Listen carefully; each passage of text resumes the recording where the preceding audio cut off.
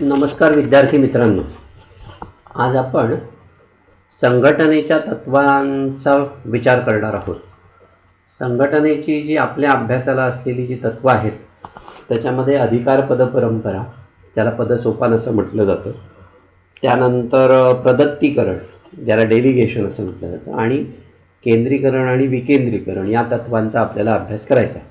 आपण वेगवेगळ्या भागांमध्ये ह्या एकेका तत्वाचा अभ्यास करूया.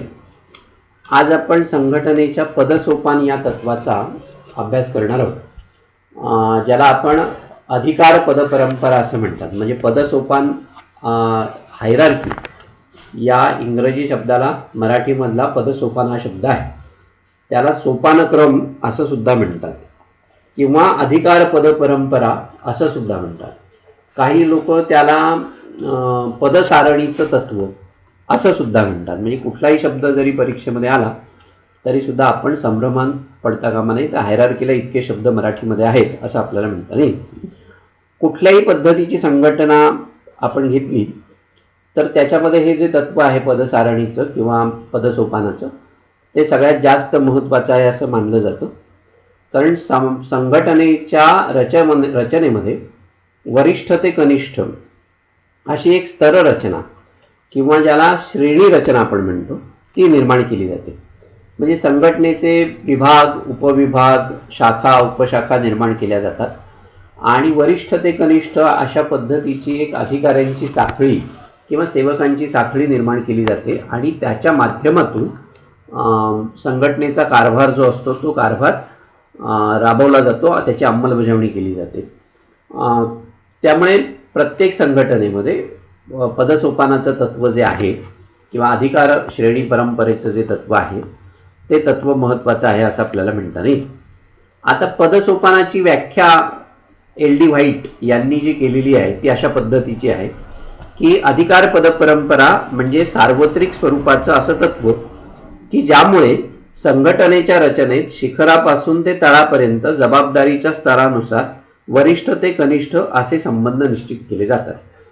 एल डी व्हाईट जे म्हणतात त्याच्यामध्ये की अधिकार पदपरंपरा हे असं युनिव्हर्सल प्रिन्सिपल आहे, सार्वत्रिक तत्व आहे की ज्यामुळे संघटनेच्या रचनेमध्ये वरच्या स्तरापासून ते खालच्या पातळीपर्यंत वरिष्ठ ते कनिष्ठ अशा पद्धतीची एक सेवकांची रचना केली जाते.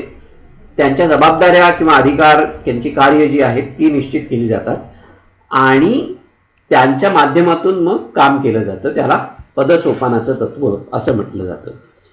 मुने हे जे लोक प्रशासन शास्त्रज्ञ होते त्यांनी पदसोपानाची जी व्याख्या केली आहे ती म्हणजे संघटनेमध्ये कार्याचं विभाजन करून सत्ता आणि जबाबदारी यानुसार वरिष्ठ ते कनिष्ठ अशा पायऱ्या निर्माण केल्या जातात. म्हणून या पद्धतीला क्रमपद्धती, स्केलर प्रोसेस असं सुद्धा म्हटलं जातं. म्हणजे हा एक आणखी नवीन शब्द आहे. अधिकार पदपरंपरा, पदसोपान, सोपानक्रम, स्केलर प्रोसेस म्हणजे क्रमपद्धती असं सुद्धा म्हटलं जातं. अर्ल लॅथॅम यांनी जी व्याख्या केली पदसोपानाची ते असं म्हणतात की पदसोपान म्हणजे असं एक व्यवस्थित संघटन की ज्यामध्ये कनिष्ठ ते वरिष्ठ अशी चढत्या क्रमानं रचना निर्माण केली जाते.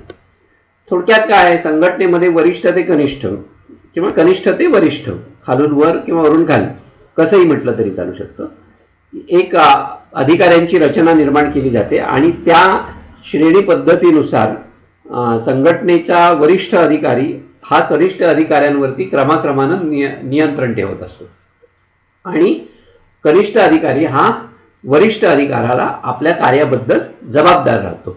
अशा पद्धतीचं जे तत्व आहे ते तत्व यामध्ये स्वीकारलं जातं आणि म्हणून त्याला पदसारणीचं तत्व असं सुद्धा म्हटलं जातं.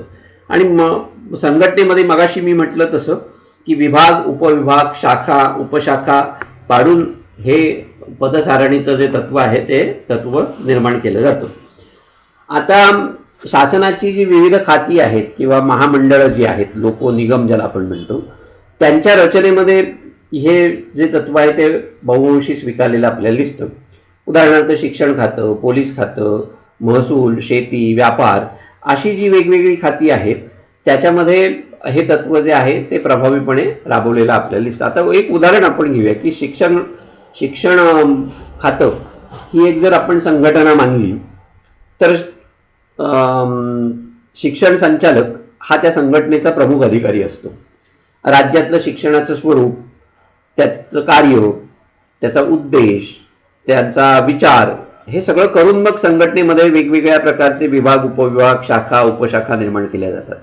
मग त्याच्यामध्ये पुन्हा प्राथमिक शिक्षण, त्याच्यानंतर माध्यमिक शिक्षण असेल, उच्च शिक्षण असेल, व्यावसायिक शिक्षण असेल, तंत्र शिक्षण असेल, असे पुन्हा वेगवेगळे विभाग पडलेले आपल्याला दिसले. म्हणजे शासनाचे सुद्धा वेगवेगळे म्हणजे शालेय शिक्षण मंत्री वेगळा, उच्च आणि तंत्र शिक्षण मंत्री वेगळा, आणि मग त्याच्या हाताखाली एक सचिवालयातली यंत्रणा असते. म्हणजे मग मंत्र्यांचा सचिव, अतिरिक्त सचिव, अव्वर सचिव, अप्पर सचिव, कक्ष अधिकारी, लिपिक, त्याच्यानंतर ज्युनियर म्हणजे कनिष्ठ लिपिक, वरिष्ठ लिपिक, कनिष्ठ लिपिक, शिपाई, टंकलेखक वगैरे अशी एक ती मंत्रालयातल्या विभागाची एक रचना असते.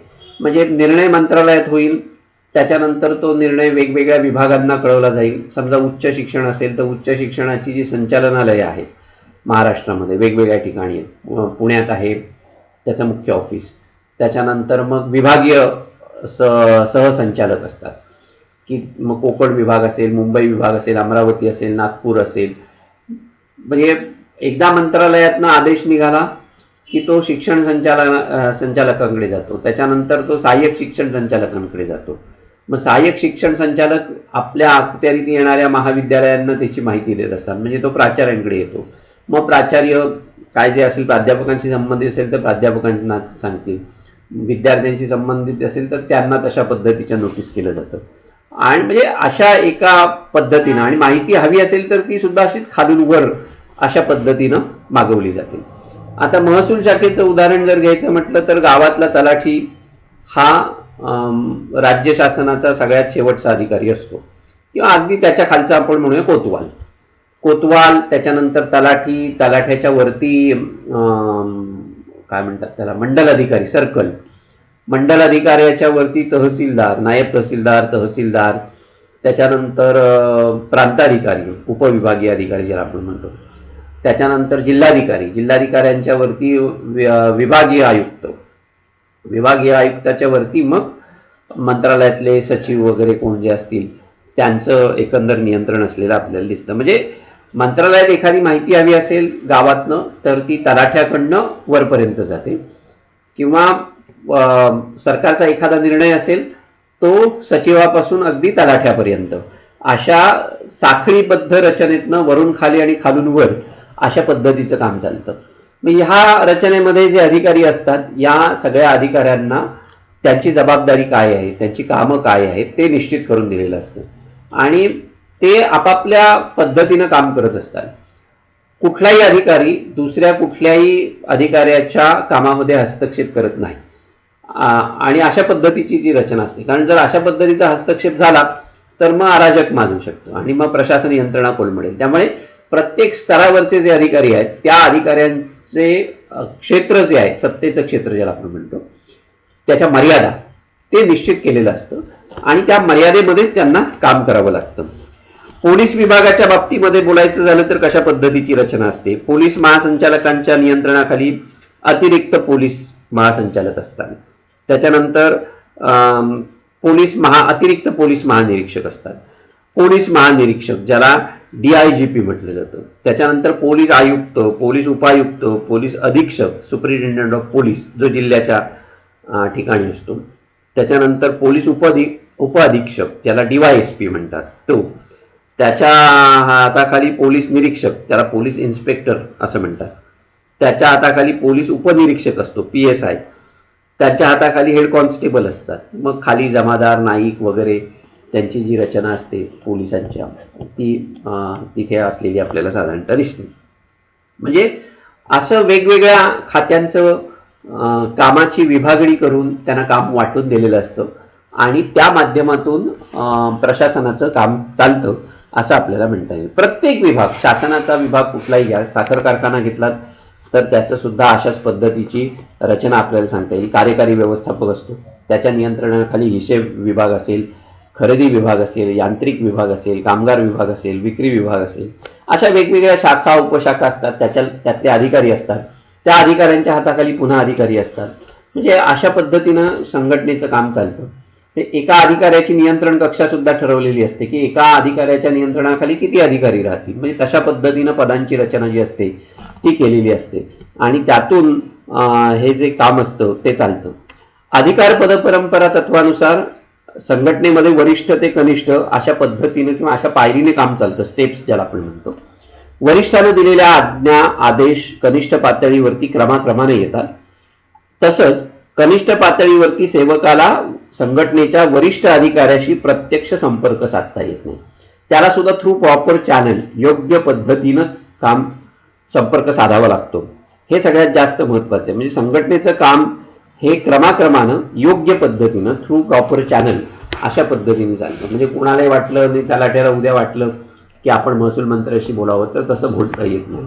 त्याला सर्कलशी बोलावं लागेल, मंडल अधिकाऱ्याशी, मंडल अधिकारी तहसीलदारांशी बोलेल, तहसीलदार प्रांताधिकाऱ्यांशी बोलेल, जिल्हाधिकाऱ्यांशी बोलेल. म्हणजे अशा पद्धतीनं स्टेप बाय स्टेप ज्याला आपण म्हणतो क्रमपद्धतीनं कामकाज हे नियमित होत असतं. आता अधिकार पदपरंपरा या तत्वाचे नेमके गुण काय आहेत? एक 4-5 गुण आपल्याला सांगता येतात. एक म्हणजे अधिकार पदपरंपरा तत्वामुळं संघटनेच्या कामामध्ये एकवाक्यता निर्माण होते. प्रत्येक सेवक जो असतो तो आपल्या वरिष्ठ अधिकाऱ्याच्या आज्ञांचं जबाबदारीनं पालन करतो आणि त्यामुळे प्रशासनामध्ये एकात्मता किंवा एकता निर्माण होते. दुसरं म्हणजे अधिकार पदपरंपरेच्या तत्वामुळं संघटनेच्या सेवकांमध्ये वरिष्ठ ते कनिष्ठ अशा पद्धतीचे व्हर्टिकल उभार संबंध ज्याला म्हणतात ते निर्माण झालेले असतात. त्याच वेळेला ते समांतर सुद्धा होतात काही वेळेला, होरिझॉन्टल वगैरे ज्याला आपण म्हणतो त्या पद्धतीनं, की संघटनेतील वेगवेगळ्या विभागांच्या अधिकाऱ्यांचे परस्पर संबंध येतात आणि त्यामुळे ते आणखीन पदसोपानामुळे दृढ होत जातात. त्यामुळे सेवक वर्गामध्ये एक ऐक्याची भावना निर्माण होते. पदसोपानाच्या तत्वामुळे संघटनेतला जो संघर्ष असतो तो कमी होतो. द्वेष, मत्सर या भावना ज्या असतात त्या कमी होतात. कारण संघटनेच्या सगळ्या विभागातील सेवक वर्गांमध्ये समन्वय साधता येतो आणि वरिष्ठ प्रमुखाकडून सहज समन्वय साधला जाऊ शकतो. आणखीन एक गुण या पदसारणीच्या तत्वाचा किंवा पदसोपानाचा किंवा सोपानक्रमाचा आपल्याला सांगता येईल, तो म्हणजे प्रत्येक जण जो असतो, प्रत्येक सेवक हा जबाबदारीनं आणि जाणीवेनं काम करतो. प्रत्येक सेवक आपल्या वरिष्ठाला जबाबदार राहून काम करतो. प्रशासनाची कार्यक्षमता त्यामुळे वाढते. हा एक महत्त्वाचा गुण आपल्याला सांगता येईल. आणि मगाशी मी म्हटलं तसं की अधिकार पदपरंपरेच्या तत्वामुळे योग्य पद्धतीनं काम चालतं. थ्रू प्रॉपर चॅनल ज्याला आपण म्हणतो त्या पद्धतीनं काम चालतं. त्यामुळे सर्व कर्मचाऱ्यांना प्रशासकीय कामांची माहिती होते आणि संघटनेच्या सेवक प्रशासनामध्ये नियंत्रण, देखरेख, आदेशांची कार्यवाही, संयोजन ह्या सगळ्या ज्या काही गोष्टी असतात त्या सहज आणि सुलभ होतात. अधिकार पदपरंपरेच्या तत्वामुळे श्रम विभागणी, विकेंद्रीकरण ह्या गोष्टी ज्या असतात त्या सुद्धा शक्य होतात आणि त्यामुळे सेवक वर्गामध्ये सत्तेचं प्रदत्तीकरण ज्याला म्हटलं जातं की अधिकार प्रदान केले जातात. वरिष्ठ अधिकारी कनिष्ठ अधिकाऱ्यांना अधिकार देतात, सत्ता देतात काही वेळा, तर ते होतं. म्हणजे थोडक्यात काय होतं की ह्या तत्वांमुळे संघटनेमध्ये कार्यक्षमता वाढते आणि योग्य पद्धतीमुळे निर्णय घेणं शक्य होतं. म्हणजे हा एक त्यातला फायदा आहे असं म्हणता येईल. जसे फायदे आहेत, गुण आहेत, तसे दोषही आहेत.